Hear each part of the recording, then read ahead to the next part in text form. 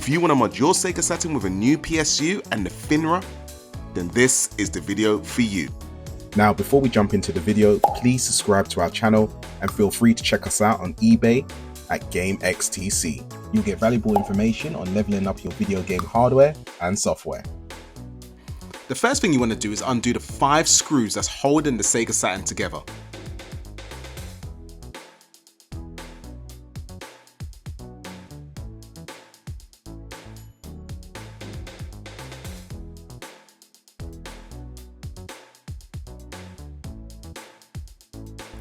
Once the lid is off, you unclip the 2 ribbons that's connected to the CD drive and unscrew the screw that's holding it down.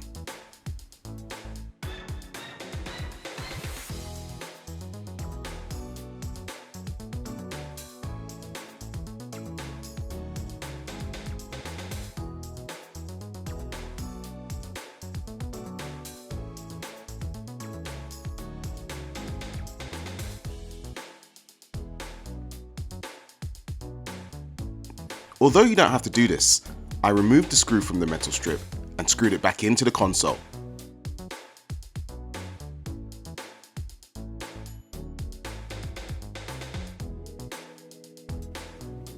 You then undo the 2 screws that's holding the power PSU in place.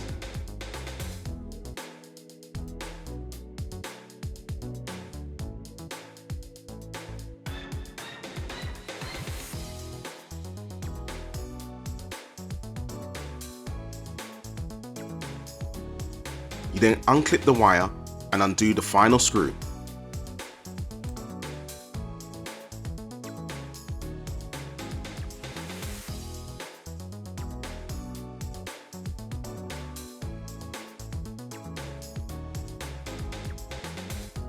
If your Saturn's a Type 1, then it will come with an extra lead. If it's not, then this lead's not required. You're also able to adjust the PSU value, so it can be 5V or 3.3V.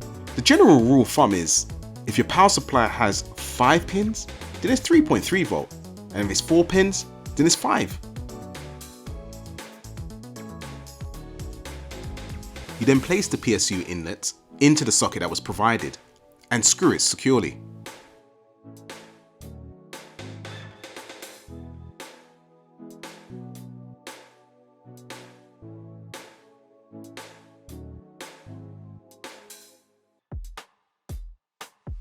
You then remove the plastic inlay and then screw in the power inlet. When installing, you may find the threads and the nut a bit stubborn. So to get around this, you may want to thread the screw into the nut before you actually install it. This is just to wear it down a little bit. Essentially, make it a bit easier when it comes to installing.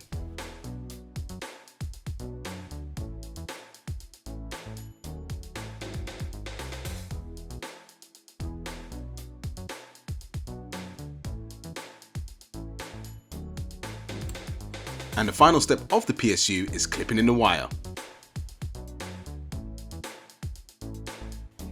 We then positioned the Fenrir and connected the 2 ribbons.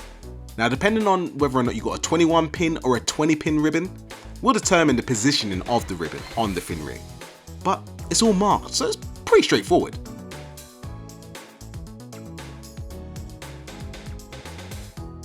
Once you've connected your PSU and your Fenrir, you can then click your 3D printed mount into place.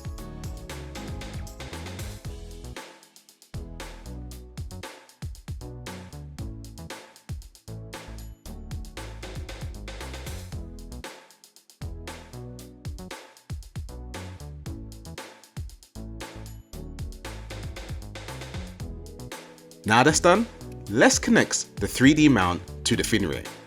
Now on my particular one, I have an SD normal size instead of a mini SD. Now this isn't an issue, but I have to connect another adapter so that I can convert the SD card to the mini SD. The link's in the description. You then put the lid on and then screw it all back together. It's as simple as that.